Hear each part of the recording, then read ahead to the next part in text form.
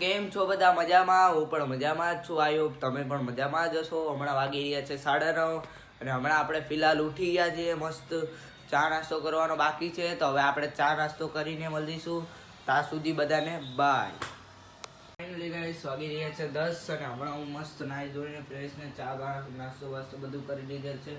અને મેં તમને એક વસ્તુ બતાવવાનું તો ભૂલી ગયો કે હું કાલે નવું માઇક લાવ્યો છું. અવાજ બરોબર નહીં આવતો એ માટે. તો ચાલો આપણે માઇક જોઈએ કેવું છે. ચાલો આપણે સાથે મળીને જોઈએ કેવું માઇક છે.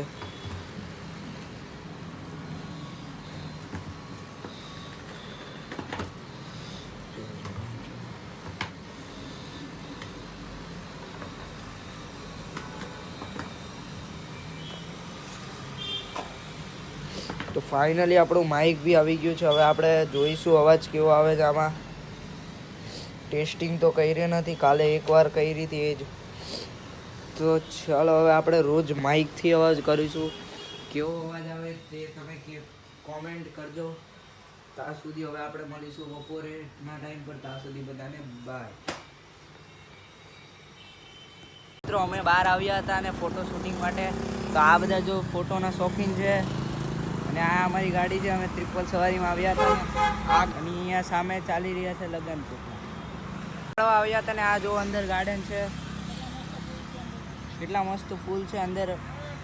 આ ગાર્ડનનું નામ બોટનિકલ છે. તો ચાલો હવે આપણે ઘરે જઈને મળીશું. બાય. અમે ફોટો શૂટિંગનું કામ બધું થઈ ગયું છે અને હવે અમે ઘરે જવા નીકળી રહ્યા છીએ.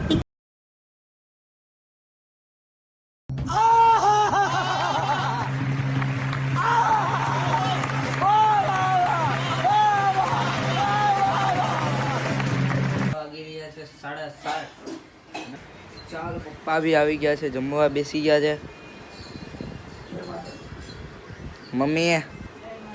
મમ્મીએ પાટો છોડાવી દીધો હાથમાંથી. એમને ના પાડી હતી તોય પણ આમ જો ગાઈસ ઘરે પાટો છોડી નાખ્યો.